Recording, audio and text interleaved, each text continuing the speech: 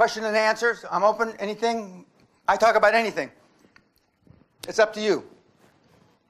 Can we pass these around? Oh, okay. I'm glad you didn't forget. Okay. First, fragmented industry, which means almost any industry now. You can throw the yellow page. Do they still have yellow pages? Phone books? No. Okay. You throw the yellow pages on the ground. And it opens up to page 726, and there's plumbers, which are probably, plumbers. Plumber starts as an apprentice when he's 16 years old. He works 40 years. He's 56 now, and he's got arthritis. He's all banged to shit, right? His kids don't want to be plumbers. He's a motivated seller. Best motivated seller, they say about Dan Pena, is that the guy just had a stroke. He's paralyzed one side, and his wife's spitting up blood from emphysema. Now, that's a bit of a stretch, but that's a motivated seller as well. So, motivated seller number one in a fragmented industry. Okay? Veterinary clinics, dental clinics, my favorite is bedpans. Bedpans mean assisted living, because none of you want to take care of your parents. Just kick the old shits out the door. You don't want to pay a couple $1,000 or whatever it costs. They have been for 40, 50 years, motivated sellers. Okay, so now you've got an industry, you found somebody, motivated seller. Now, does the existing business cash flow, free cash flow, unencumbered, unlevered, ungeared cash flow, cover an amount of debt that you can borrow from the Royal Bank of Scotland or the Bank of Scotland to buy the business? No equity involved. Because if you bring in a private equity, they're going to take a majority of the business away from you. So this is all debt. The old man, Carnegie, didn't believe in equity infusions until after he took the business over 100%. He did everything on other people and other people's money. The two biggest levers in life are OPM, other people and other people's money. So now we've got a motivated seller that has a business, his plumbing business, makes enough money to buy without an equity infusion. So those are the three. Fragmented industry, motivated seller. The business can't be in the toilet, can't already be out of business. That's a whole other model where you go and you try to turn around businesses. This model is not a turnaround business model. This model is to buy from a motivated seller. Some people would say desperate seller. And there are millions of them on the planet. In Scotland, right here. In England, in Poland, you name it. Those are the 3 ports. And it's all on my website, free. Pardon?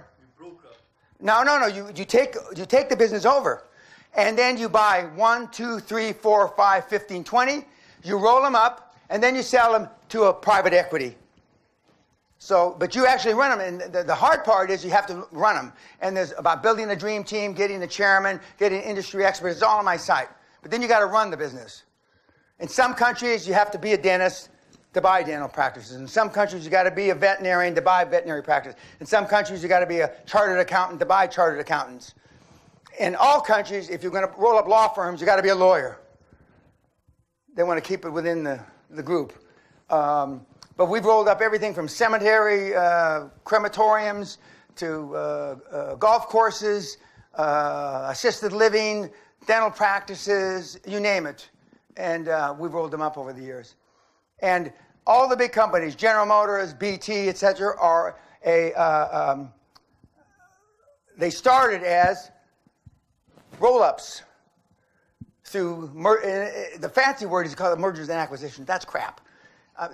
That's an excuse for the banks to charge you more fees. See, you don't need an investment bank to what we do. We don't need an investment bank, because as soon as you bring in the Royal Bank of Scotland's investment bank department, more fees. Initiation fee, this fee, that fee.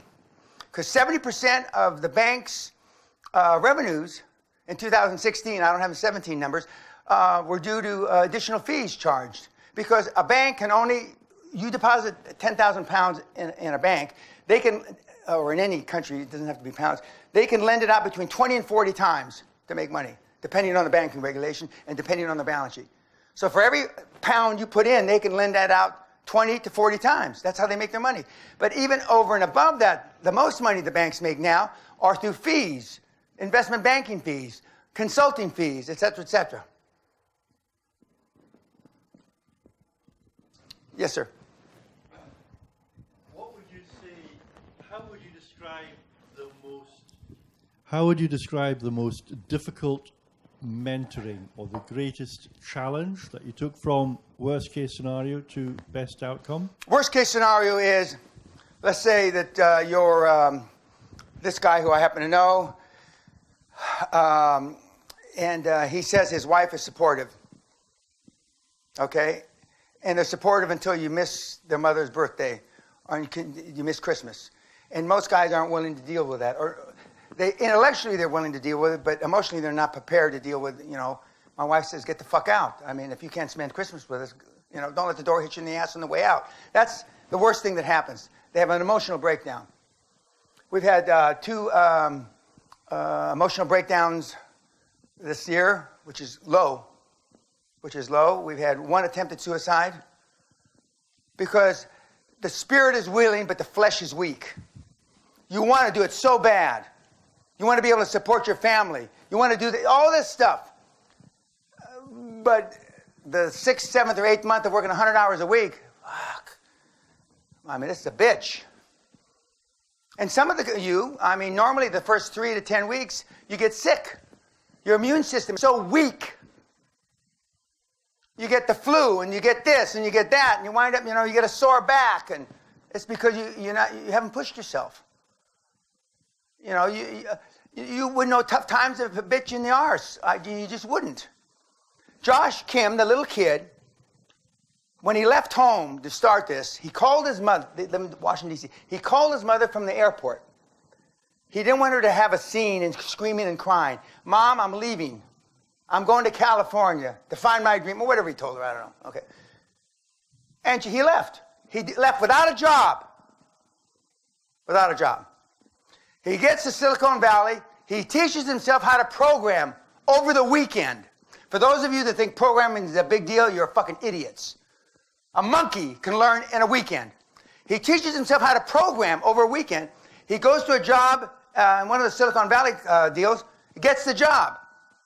He's working 60 hours a week, supporting himself on his programming job, and he's working 60 hours a week cold calling and finding businesses because he's living in California and he's trying to buy companies in New York because of the 3-hour difference. So he's able to get up early, blah, blah, blah, blah. So he's working 120 hours a week. 120 hours a week. But if it had been a wife, I would hope that he wouldn't call her from the airport. Because whenever you get in trouble, you say, Dan Penna taught me. Dan Penna, I learned it at the castle. I didn't really want to leave my kids. I mean, believe me, I get messages from wives, and I got a message from a guy that old enough to be your father. Let my son go. Let him out of the cult. I mean, I swear to you. Let my son go. I mean, and I said, I don't have, well, I didn't even know what his son's name was. And then he told me, and then I knew who it was. But that's the biggest. That's the biggest portion. And for those of you that have some money, this is like legally stealing, going into the Royal Bank of Scotland without a mask and without a gun. And just... Because then when they ask, a lot of questions don't get asked. A lot of questions don't get asked when you're old gits, too. Because they give you the benefit of the doubt. Wrongfully, but they give you the benefit of the doubt. And when you put the dream team together with a chairman, an anchor chairman, and like it says on the website, I mean, it's like shooting fish in a barrel. And 3 weeks ago, whenever I was in Toronto, the week I was after Toronto, one of the kids who came, but now this guy is an older guy. He's 39. He's really long in the tooth. But in 1 2-week period, he did it 6 million, 50 million, 500 million. 1 2-week period. Now, I tease him because he looks like Obama. I mean, he could be Obama's twin brother. He's half black, just like Obama is, which is a racist thing to say, but he looks like Obama. They must have thought they were giving the money to Obama. I don't know why you did these deals. You're just a dipshit. But, I mean, but he had worked 2 years, and all 3 came at once. All his birthdays came at once. So he was going to say, well, I'm going to only do one at a time. No. If you're young and single, and it sounds awful, when 3 girls come up to one of you guys, young and single, say, well, they want to take you home all at once, don't say, just go with them. Just go with them. I'm telling you, you will regret it for the rest of your life. Just go with them. Now, I'd say the same for women, but that really sounds even more awful, so I'm not going to do it. But girls, you know what to do. You know what to do. And the sexual harassment suits line up right behind the lovely almost lawyer right here. Yes, sir. Hi, Dan. So in the past 5 months, I've started a business on top of my own job, and I've made roughly about 20, 30 grand in the first 5 months. And I know that going into 2018, I can scale it up, maybe quadruple it in the first 6 months of next year. But the inner battle I'm having with myself is how to keep on pulling the trigger. In the sense that every time I do something further, and I don't lack self-esteem, I don't lack confidence, and none of these things, but it's a constant inner battle with myself to keep on pulling the trigger. Well, sometimes you have a little success, and subconsciously, assuming everything you said is true, well, how long can I do this? Has it been an accident? Am I a one-trick fuck? Can I only do this one time? After you're successful, then what are people going to expect of me? And so you have all these things based on the information that I've already given you, this new information, and you start to question yourself. On psychiatrists call it a sub rosa, under the skin. And pretty soon, it becomes a self-fulfilling prophecy. Pretty soon you stop doing it. One of the things, I may be wrong, but I'm never in doubt. You never hear Bill Gates be in doubt. You never hear Musk be in doubt. You never hear any of these guys, and sure as hell they're wrong plenty of times. But they're never in doubt. And and when you surround yourself with people that are never in doubt, and you exhibit some leadership skills, that success becomes a self-fulfilling prophecy. I'm so used to being successful, I'm gobsmacked, but I'm not. I'm gobsmacked, but I'm not. But when I went and got that award at the school that you got explained about, and they were interviewing the dean of the School of Business, Dr. Shirley Teeter, God rest her soul, she's dead now. She said, Dr. Teeter, what is it about Mr. Pena that's changed since you've known him? He's been out of school 20 years, and he's got a big, huge success. The only thing that's changed with Danny Pena is his accomplishments caught up with his big fucking mouth. So I've been talking shit a long time. And same award ceremony, they go up to my dad. I told my dad just keep his mouth shut, but no. They put the mic in his mouth, in his face. Says, Mr. Pena, you must be very proud of your son. Yeah. He says, my son is successful not because of me, but in spite of me. See, your parents want to live vicariously through your success. If they're living vicariously through your success, they must be fucking total failures. And I'm not suggesting you go home and tell mom and dad over the weekend all this. Don't waste time on things you can't change. You're never going to change your parents. That ain't going to happen, kids. That dog will never, ever, ever hunt. So you got to want this to do it on your own. We had a Japanese lady at the last seminar from outside Tokyo. And she says, I'm going home. I'm packing up. My parents are away for the weekend. And by the time they come home, they'll see a note that I'm gone. Because, she didn't, and she shouldn't. Why? You don't want to put your parents through a bunch of crap. They've already feel guilty enough raising you. Believe me, on their deathbed, when I ask them, what are your regrets? The things I didn't do. I should have been disciplined him more. I should have done this. I should have done that. I should have told him if he doesn't want to be a lawyer, don't be a lawyer. This is what I hear when I go in, I tell eulogies. I gave a eulogy, unpracticed or unprepared eulogy. We went to a funeral that lasted 2 days. One of my best friends, and they're all talking about this woman as if she's an angel. Now I didn't know her like that. So then my wife and Walt, the husband, said, why don't you say a few words? So I took the mic and I'm, okay. And I said, well, you've been talking about a woman I didn't know. Melinda was a hard bitch. And, and she worked for me just briefly 50 years ago, but she did. And, I got through it, and everybody gave me a standing ovation. So I'm walking out the door, and these 2 little old ladies come up to me, probably my age, but a little old lady, and they said, excuse me, could we have your, 2 or 3 little old ladies. Could we have your details, Mr. Pena? Well, I haven't done a threesome in a long time, sweetheart, but, but my wife's standing right over there. No. We want you to give our eulogies at our funerals. I go, Jesus Christ. Yeah, but I'm a great eulogy giver. I talk some great shit, Okay, yes, ma'am. When you reach your goals, it's like your glass is always half full. You're just looking for the next one and the next one. The glass is half full. It's never half empty. You're absolutely correct. But when you get used to pulling the trigger, taking action, not by listening to pods, it's that kind of stuff. You just get used to it. We have a thing that we have to do something to scare yourself every day, part of our regimen. And and just think about it. Just imagine if you weren't afraid. Remember that slide? Well, so I have to jump out of planes and do stuff like that because I'm pretty much not afraid of anything. But some of you boys in the room I asked a girl for a phone number at the gym. Now, if that scares you kids, something's not right. Are you shitting me? But when I was young and single, I'd ask girls to blow me at the gym. What do you mean ask them for a phone number? Are you kidding? What? What in God's name what has happened? Ask them for a phone number. And I get this all the time. I try to buy a girl a latte at Starbucks.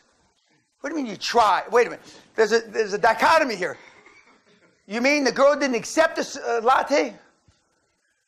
Or she sent it back? Or how can you try? Now, no, that's not quite true. Almost never have I ever seen a girl turn down a drink at a bar. Unless it's the Hunchback of Notre Dame or some Godzilla or something. But, I've never. And I'm sure it must happen. But, your expectations are so low, guys. Christ almighty. And I realize I lived pre-AIDS, no condoms and all that stuff. I lived in the good old days. I understand that. But, we can't have deteriorated so, down to nothing. Where you're afraid to ask somebody for a damn phone number. But that's where we are. Yes, sir. Well, I'm not a student. Okay. I'm running a business for 20 years now in a lot of phases. First with a companion, then with a companion who did anything. And for the last few years, I'm running it on myself. And recently found out that a lot of people around me gave a really negative energy, friends, relatives. So about 2 years ago, got rid of a few people, which I found very hard. But my life changed. But I do have the doubt that you end up by yourself because you say goodbye to some people. What do you say to that? Well, okay, that's a great question. Sometimes you will wind up by yourself, but it's lonely at the top, and eagles fly alone. Eagles fly alone. And they don't hang, they don't go to the World Cup, and they don't do any of those things. You're either going to want success, and again, I'm talking about generational wealth that normally would take 20, 25 years. You decide that it's worth the sacrifice. But I will tell you, if your significant other isn't on board, you can't fight a war on two fronts. Hitler and Napoleon proved that. You can't fight a war on two fronts. So your significant other's got to be on your side for this. Because there's a lot of sacrifice, not just for you, but for them, or for her or he, depending on which end. But you have to ascertain whether it's worth it or not to you. I've said before, and Elon Musk said 5 or 6 years ago, I would rather commit seppuku, that's Harry Carey, kill myself than fail. I've said I would rather be dead than poor again. I've been rich and I've been poor, and there is no comparison. And you have to ascertain. But the best way is to surround yourself with people that want success like you want success. Now, you haven't asked yet, but I'm going to tell you, what do my big hitters do? What do the superstars do? What's their life like? Okay, number one, most of them have standing desks. The desks you stand at. Most of them walk on a treadmill under that standing desk. The ideal speed is 4 kilometers an hour. Okay? Most of them work out at least 5 days a week in the gym. Most of them do weights and cardio. Most of them eat well, but not vegan necessarily, not vegetarian, but they eat well. Okay? Most of them don't drink hardly at all because alcohol is wasted calories. Okay? The older you get, I know that's hard for a young person to believe, but they're wasted calories. They only drink on special occasions. And for kids that are, young, going on the piss is part of life. I understand that. Even though people don't realize I was once young, I understand that. And I used to be able to drink like a fish. Most of them have shut down all social media, no Facebook, and they use LinkedIn, is my opinion, and nothing humble about my opinion, is the greatest working tool that was ever devised, LinkedIn. And they use Twitter only to follow people, not to give your opinion. Nobody's interested in your goddamn opinion. But no Facebook. When I look at some of you, not this group, some of your Facebooks, I'm embarrassed for you by the shit that you put on there. Why would you do that? Have you no self-esteem, no self-respect whatsoever? A good rule somebody came up with years ago, if your grandmother would be embarrassed by looking at it, don't do it. I just say don't do it at all. Stay off of Facebook. But find people. I tell people to join Toastmasters. I tell people to go to Rotary. Not all Rotaries are good, but some are. I tell people to go to improvisation, learn how to speak better through acting classes. I tell people to, if you're this fine institution, for those of you that went here or are going here, has got a tremendous alumni. Big time. There's 3 or 4 schools in Scotland that are good, and this is one of them. Arguably, they say the best one. You've got an alumni that stretches from here to the North Sea. Most of the alumni find somebody in your area and buy them a coffee. For those of you that are professionals, you're accountants, lawyers, whatever, they have professional associations. So there's plenty of ways to surround yourself with superior people. Some of you have been in the military. There's military organizations. I'm an ex-Army officer, so I haven't done that before. But I could go down the military route, but I didn't use that. I also don't believe in networking. I'm going to say that. Okay. When I was introduced to the last couple of schools, they made a big speech about networking. And I said, okay, Dan, well, I get up. I said, well, let me just, I tell the president of the thing, this is all great, but that's not how I did it. And I don't believe in networking, because networking, by definition, most of the time, not all the time, is you get into a comfort zone with other people that are at your same level, and you never get out of it. Now, if you can go network with Donald Trump's kids, yeah. But that's not going to happen. Now, they do go to alumni stuff from University of Pennsylvania, because that's where they went to school, an Ivy League school. But that's not going to happen. So, I don't believe in the networking. The Red Cross at a supervisory leadership level is a great place.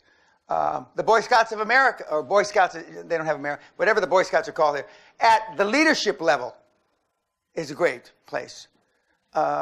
Some churches at a senior level, I say some, not all, but some churches, because I did business with the Vatican, all the stories about the Vatican are true. Crooks. I've said that 1,000 times since my days with the Vatican. But I got to meet some big hitters. There's a lot of Catholic big hitters that want to kiss that cardinal's ring. I used to be one of them, but so if you can, at that level, the Vatican Bank is unbelievable. I also used to be partners with the Kuwaiti government, the British government. The lawyers that represented me down south, Freshfields, used to say, we act for the Queen of England, the Bank of England, the Church of England, and Dan Penna. Join the clubs you can't afford. Cannot afford. And they have junior memberships for a lot of these things. And they give you 8 million years to pay or something like that. Now, that all came after I was a member of them. They didn't have junior memberships when I was there. I had to pay hard pounds sterling or dollars or whatever. So there's plenty of ways to find people to up your game. To up your game. Now, there's not that many for me anymore. But the queens seem to like me. That's what that is. So, I don't know why, Your Majesty. I really don't. I'm grateful, though. That's all. I'm grateful. But somebody, someplace, put in, or more than somebody, a number of people someplace put in a good word about me. Otherwise, I would have never gotten that thing, or this thing. But, so there are ways, even for me. So when we went to the thing in Washington, D.C., I mean, everybody, the blue bloods were walking around like this. Now, we sat with a guy who allegedly is the great-great-grandson of Robert E. Lee, the famous general from the Civil War. I met a guy named Winston Churchill, but needless to say, he wasn't Winston from that line. But why would you name your kid Winston Churchill? Why? Yeah. But Robert E. Lee, and he was a retired general from the American service. And so now there's a new group of people that I can allegedly rub shoulders with. And now I'm meeting some people through the universities. Now, so far, no university's asked me back twice. None. And so, but there's, a lot of universities. Okay, what was the other question? Up in the back. The guy that looks like a drug dealer. Or would you say that he is, I don't know how to say that politely anyway. Yes, sir. Can you hear me on the microphone?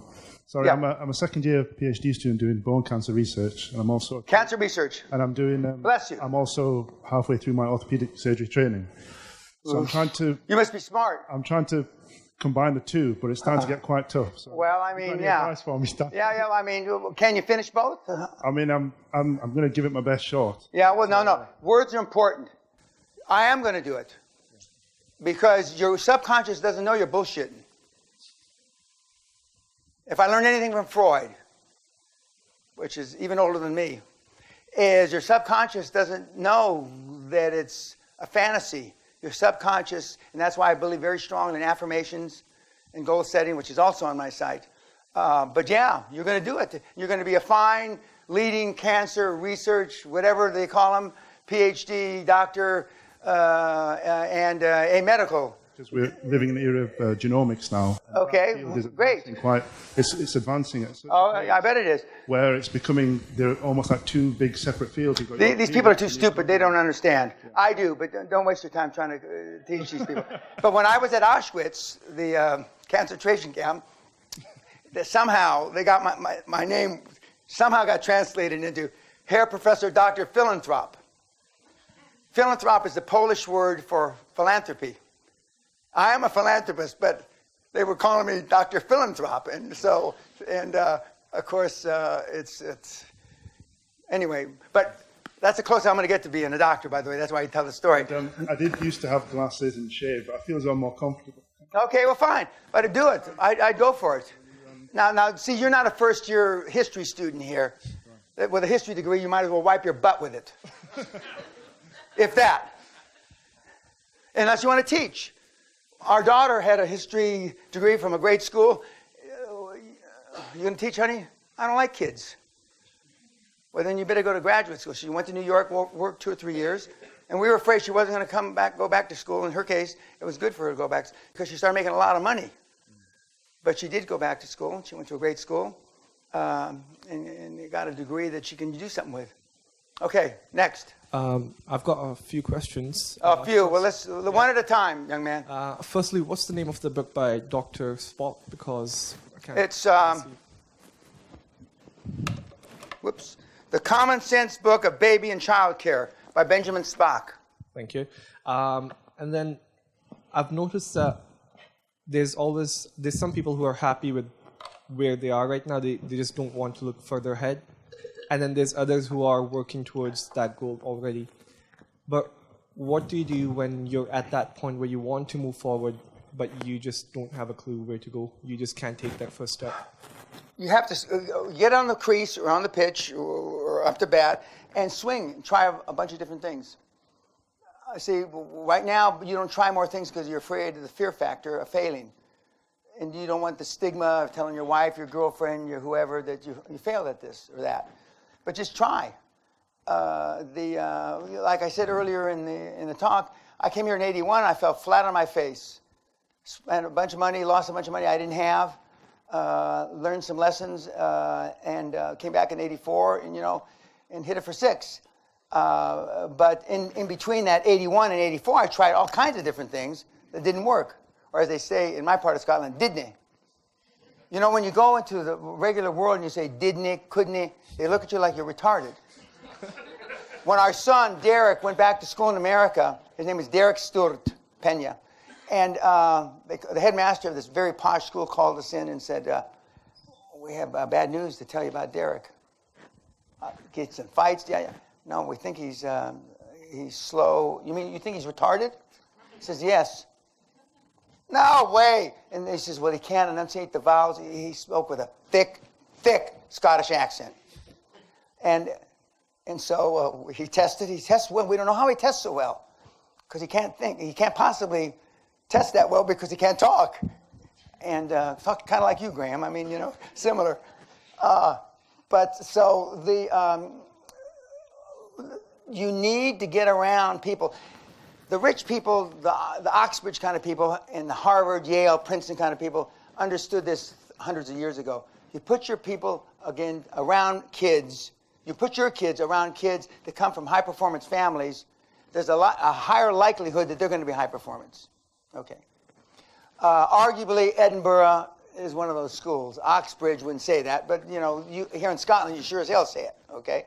There's only a couple of schools in Scotland that they say are worth going to. This happens to be one of them. This is a school that with no way, shape, manner, or form would have accepted me as a student. I'd have to bribe my way in with a gun because of my background. Of course, now maybe the Queen. Maybe now I could get in. But it's not as hard as you think it is to put yourself in a position to. It's a cheap cliche. Rub elbows with people that are high performance. Athletes do it all the time. They train with what do they call them? Punch above their weight class. They do it all the time, and that's why if you can, if you want to go to the city, an internship with Goldman Sachs, J.P. Morgan, that kind of thing. That's where they do that. Now I don't know if an internship with the Bank of Scotland is as prestigious as Goldman Sachs. I'm positive it isn't. But so they start that at a young age, and you can. Your weekends are going to be going to, if you're going to go to the city, at Goldman Sachs functions. You're going to have to volunteer for things, work at their events, et cetera, et cetera. When Sally and I go to the Ritz for New Year's Eve, there's some big fucking hitters at the Ritz for New Year's Eve. The people that you read about in the newspapers. And everybody's just having a good time. Normally drink too much, which I guess is part of New Year's Eve. Not like up in Scotland, drinking too much. Because we've had parties here, in Edinburgh on New Year's Eve. And so we know the difference. Drinking down south at the Ritz is not like drinking throwing up in the street here. In fact, remember my suede shoe? I had fancy Italian shoes, and some pig, one pig threw up on my shoe, and the other pig pissed on my foot. This is a typical night, New Year's Eve in Edinburgh. It's just why do we go there, Sally? I don't know. But anyway, but we're gonna go down with the refined people now down in London. But you can find these people. For those of you that are from foreign countries, volunteer to work at the embassies. The embassies, okay, and the non-pay volunteer, and they've always got room. They've always got room for stuff like that. Other question? Yes, sir. I know that you are a very big fan of affirmations. Can you let us know how you organize them? Organize who? The affirmations. You mean Masons? 33 degree? Affirmations. Oh, affirmation. I thought you were 30. Okay. Oh, by the way, for those of you that are Masons, you got it made. You know, and I'm not telling you to join the Masons, and they ask you to, I'm not a Mason, so, but I know, you know, they've been around forever. Okay, affirmations. Affirmations are based on your goals. And there's no time limit on goals. There's no short term, intermediate, long term. Every goal is as soon as humanly possible. All goals are as soon as humanly possible. And your affirmation, let's say you want to, like Josh's house. I'm told, I didn't know this before, 3 or 4 years ago, I am ecstatic, I'm excited, I'm overwhelmed, living in my 46,000 square foot house overlooking Waimea Bay and seeing the porpoises and the whales go by. That's the affirmation. The goal was to have a 46,000 square foot house there. Now, this is pretty heavy shit when you're 16 years old. And he picked up the bill at dinner the other night with his parents and Sally and I. So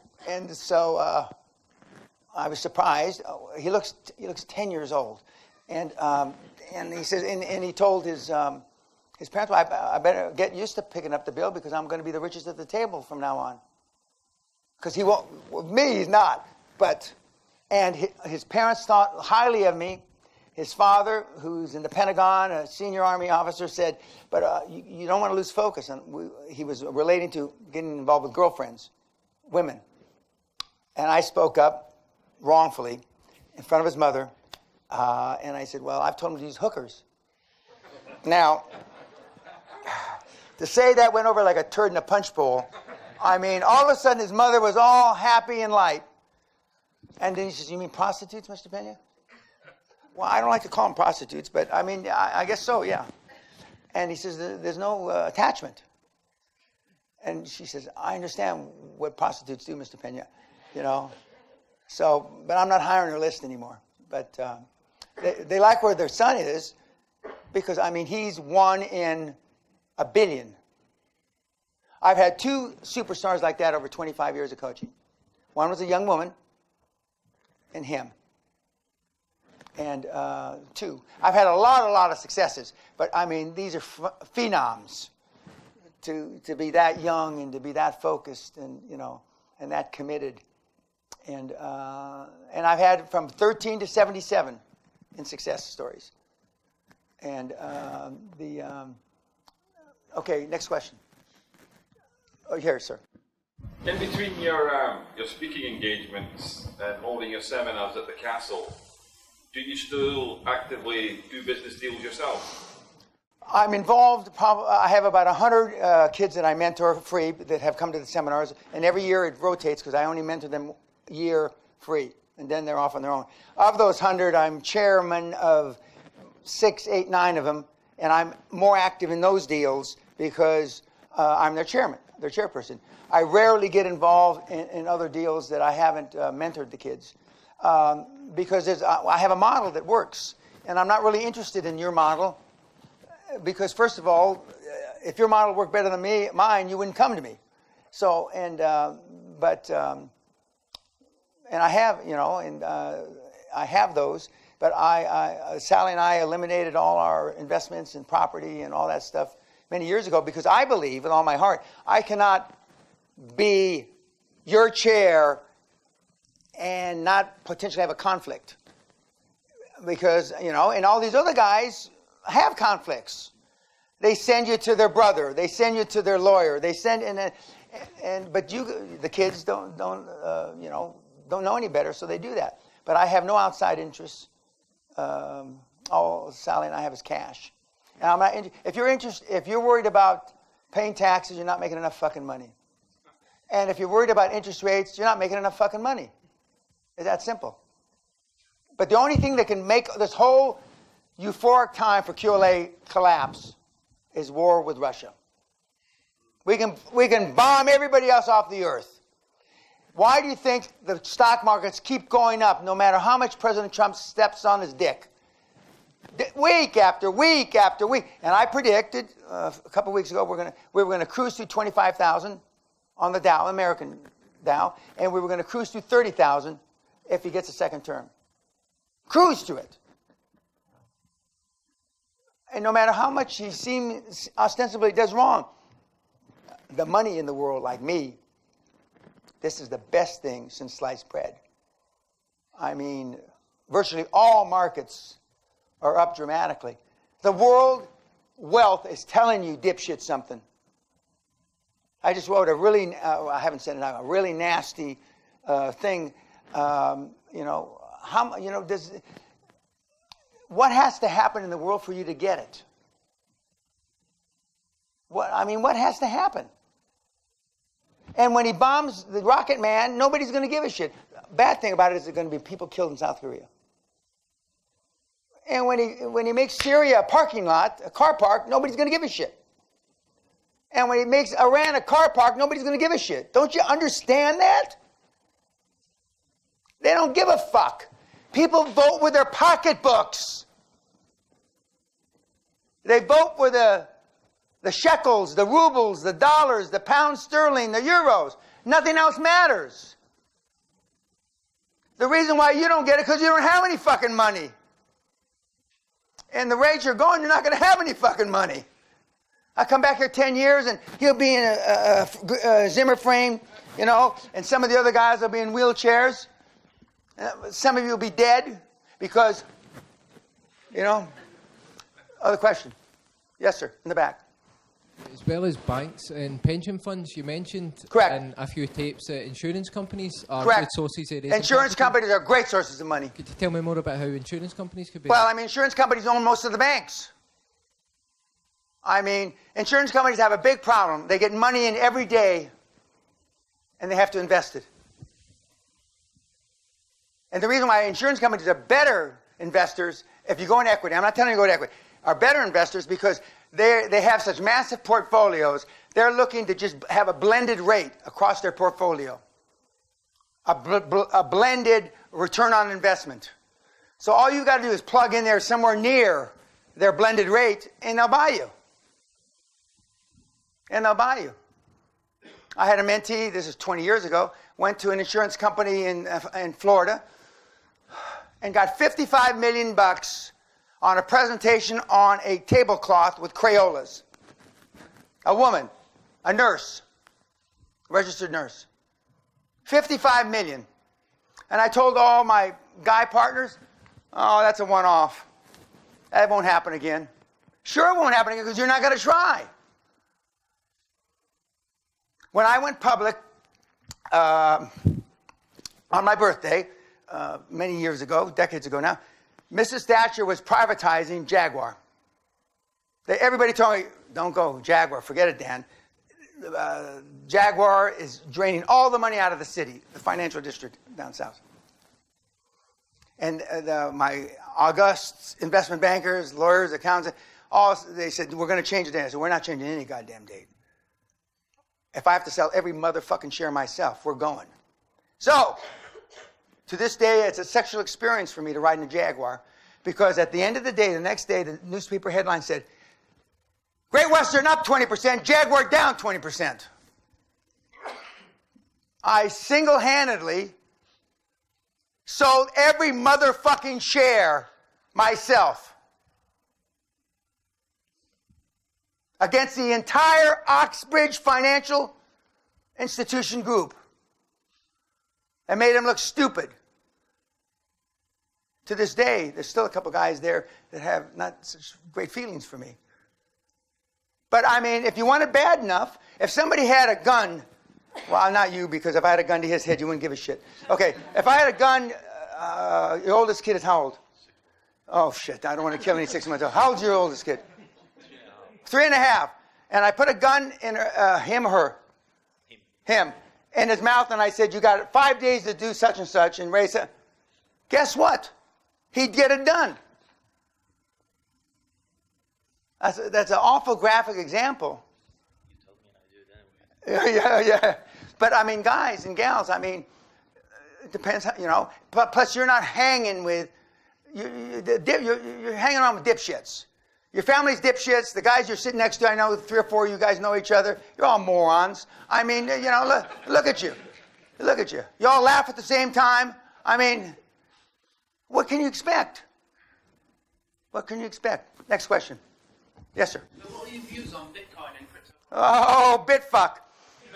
I, Warren Buffett, the world prince of Saudi, the new boss, Jimmy Dimon, amongst others, we don't understand it, so we don't do it. Now, what if I told you, and I told the group last night at my movie premiere, what if I told you, I could prove to you that Bitcoin was a Russian conspiracy? There is nothing behind Bitcoin. And that Putin and his intelligence officers got together 8-9 years ago when Bitcoin got started. There is no Jap that did the algorithms. And I could prove it to you. You know where Bitcoin be going right now? South. There are people that believe that. And they're waiting for it to get to 20, 25,000. You heard it from me first. And when you lose all your little pennies overnight, why didn't I listen to that old fuck? Yeah, absolutely, you know. So I don't do it. I hope everybody gets to be billionaires off Bitcoin. I'm not going to be one of them. Yes, sir. They're talking to Netflix and some other people, but I also have a German documentary being done about me, and where they're taking 5 high-performance people. Who's distributing my film? Where they've taken Schwarzenegger, Elon, myself, and a couple other guys that haven't signed yet, about the similarities between our backgrounds in the.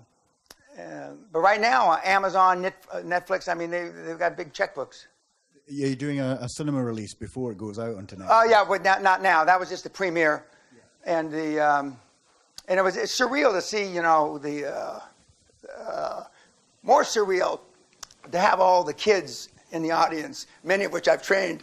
They're all looking there. They know these stories because I've told them. Now, they took some of the most juicy parts of my life out, but it only covers from the last 5 years.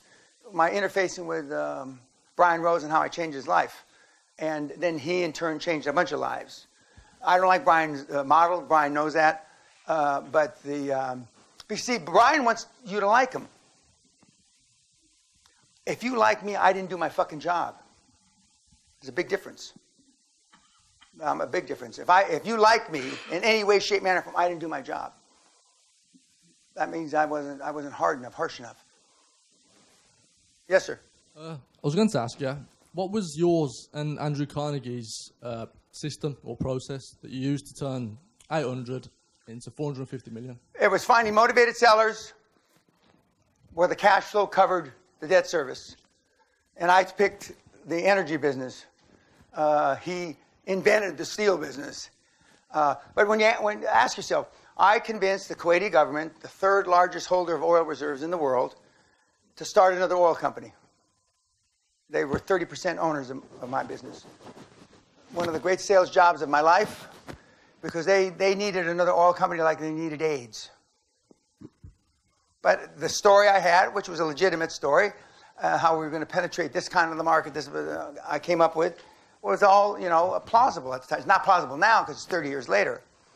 But if you want to save the world, find something that changes 1 billion lives, i.e. Facebook, and then take the money that you make from changing 1 billion lives and save the world. By the way, there's 25 million apps out right now, apps, you know, the things that everybody does. And every one of you got an app idea. You know how many apps have made any money whatsoever out of 25 million? 25. And if you think your app is going to be 26, again, get that. Another thing, for those of you that are internet marketing scumbags, you know how much the big boys, and I've trained some of the biggest internet players on the planet right now. 6 of the top 10 guys are my guys. You know how much they test an idea with? How much money? How much time is involved? It's because it either has impressions, draws traffic, right? $500 to $1,000 per idea. If it doesn't make money after $1,000, next! They kill it. Some of you in this room have been fucking with your ideas for not days, weeks, months, but years. If the dog doesn't hunt and doesn't attract traffic, guys, gals, next. The very smartest on the planet spend between $500 and $1,000 per idea. That's it. Yes, sir. What do you think of the electric jag? I really can't comment. I don't really know that much about it. But when I sat in a jag the other day, it was a sexual experience every time I see a jag. And I had the privilege of meeting Mrs. Thatcher, a very nice lady. And her hairdo, we were in, if you remember, there was a tornado in London in '87 where the winds were 100, 120 miles an hour. When we went out, with a bunch of guys, her hair didn't move 1 centimeter. Winds 100, not a kilometer, 100 miles an hour. I mean, you could hit that hairdo with a cricket bat and not move it. And very nice, very pleasant to me. She says, you know, Mr. Penna, I read chemistry. She didn't say Oxford. Yes, ma'am, I know. At Oxford. Were you at Oxford? No, ma'am. I went to a school you got to explain about. And she didn't even ask what that meant, and we just the conversation kept rolling. Very nice lady. By the way, the Queen's a nice lady, too. I met her twice, and she's really teeny. And the hats, I don't know how she stands up and, with those big hats she wears. But you're not here to listen because I met 5 royals. I met your future king. I met, that's all bullshit. Doesn't mean anything. What means something is I've taught guys and gals like you how to create a lot of money and change the world if you want. Yes, sir. Fragmented Industry. What's your top 3 picks? Healthcare, telco. By the way, Governor Rick Scott founded the largest healthcare company in the history of the world, Columbia. He used to be my lawyer. Okay, so it's healthcare, telco, and now cybersecurity. Cyber is hot, sizzling. I mean, you can't touch it. In healthcare, the important exit, looking at the big boys and selling. Correct. Either through a listed cash shell or to something. Well, I don't like shells, but no. One of the big boys, one of the, and if they ever really take the National Health Service private, it'll be like shooting fish in a barrel. I mean, you won't know where to grab to make money because it's so fucked up. It's so, off the top of my head, I could fire 60% of all the, and they're always claiming we don't have enough doctors, right? I could fire 60% of the National Health Service people and make money. It doesn't matter every 4th person I'd fire. I don't care who it is. 60%. You go into a hospital, and my daughter was born at Nine Wells 31 years ago, and they got 4 people running, just, having coffee. Having coffee. And I thought that when a kid was born, the doctor was there. So I'm there, and I said, where's the doctor? Oh, he's on a course in London.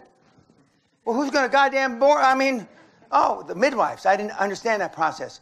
So then the midwives got very insulted and said, she's brought 8,800 and I brought 6,300. Doctors don't do it here. We're more qualified than doctors. That was 30 plus years ago. And so I was shocked. I didn't,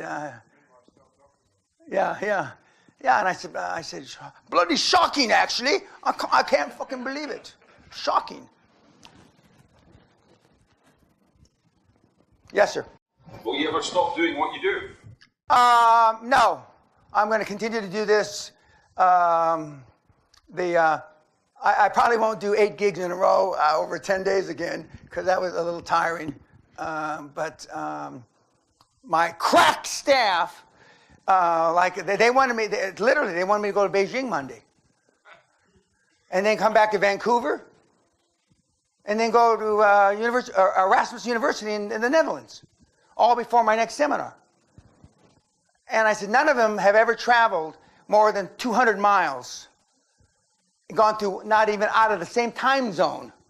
And they on paper, that looks good. You know, my wife was ragging on me last night when we went to bed. She says, and tell them that, I mean, that, you know, just because you can draw a straight line doesn't mean it's easy to get there from place to place. But I enjoy it. I love doing this. And if I change 1 or 2 lives in this room, I'll be happy. But it's all free, kids. I've got nothing to sell you. I've got nothing to sell you. And there's a few kids in here that are my mentees from the seminars, and it's just really doable. It's really doable. Yes, sir. I joined the Officer Training Corps a couple of years ago, but the reason I didn't in my first year at uni was because it was too good to be true. So I got paid to go and camp and train and do all of this. And then I've always had if something's free, take it with a solid pinch of salt. And how do you evaluate that? Well, I mean, I went in a private. I volunteered for the draft at the height of the Vietnam War. I came out an officer, and my life changed dramatically on June 1, 1967, when the United States Congress, in their infinite wisdom, said, Dan Pena is an officer and gentleman by the act of Congress. And my life changed. It did, because going from barrio bad boy, beating people up and trying to kill teachers and stuff, and now I'm an officer and a gentleman. And now, the Queen must have known that, see? So, I mean, if you go in the military, the military makes men out of boys. And even though it's a little snowflakey now, the military, it's not like it used to be. And if you can be an officer, I would recommend it. When I was going through Ranger training, etc., if you got captured, they put battery wires to your testicles. There are now tens of thousands of lawsuits against the Army, battery acids. And battery wires, excuse me. When we were to see a friend of ours in Oklahoma a few months ago, who I went to training with, I'd always told the story for 40 years. They took Dave down, they put him on an anthill, and they poured honey all over him, and let the ants eat him for 2-3 days. And he says, no, Dan, you don't have it quite accurate. And I go, why? It wasn't honey they poured on me, it was cocoa. It almost killed him. But now, just imagine they did that to you now. They'd be on CNN, BBC, right? Somebody with a phone. When I went to school, they thought I was retarded, like our son, Derek, and they put me in a corner. And I used to have to stand in the corner and wear a dunce cap, like this, a big cap. And if I turned around too many times, they'd put me in a dark closet with a dunce cap. Now just imagine. That's why I'm sensitive now because of all that. I got the last legal beating in May of 1963 in a California school. But they could still beat you with the clubs. And at my 50th high school reunion, Sally saw it. They came over to me and they said, we want to reenact something. I said, okay, what is it? He says, you're beating. I said, nobody's beating me again.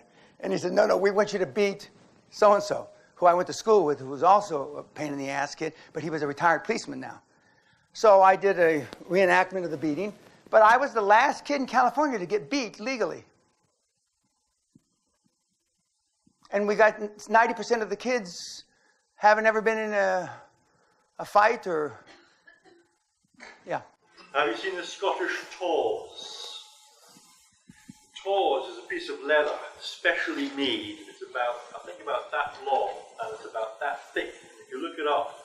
You beat people with it? That's what children of 6, 7, 8 years old got 6 of the best of. How many years ago?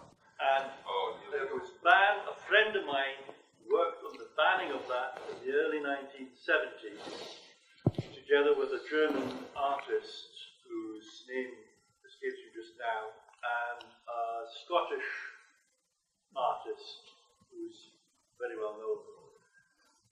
But it took a lot of petitioning to put a stop to the use of the tawse, and you could fail your teacher's exams if you were unable to use the tawse against a child in a classroom. You had to prove you could use Well, I could easily do that. I mean, when I taught honors at university 20-some years ago, we started with 330 students. You had to compete, write essays. This was in September 1994. In June 1995, at the end of the year, we had 13 students left. They had dropped out, quit, I threw them out. So we went from 330 to 13. 12 of those 13 are immensely wealthy today. The one married a billionaire. God bless him. Married into the Hewlett-Packard family. But I was hard. I was hard. And, you know, and through the program, as some of my mentees will attest to, I mean, I'm hard. Because hard works. You want to be a world-class athlete, have somebody, train with world-class athletes and be trained by a world-class coach. It's that simple. And most of you guys and gals are dealing with meatheads. But now, see, you may decide not to do any of this, but you can never say you never heard it before. Yes, at the back. This will be the final question. Okay, the final question. You come to the seminar. It's on my site. I'm not here to sell the seminar, but I only mentor kids that go through the seminar that I personally trained. Okay, kids, thank you very much for everything. I've enjoyed it.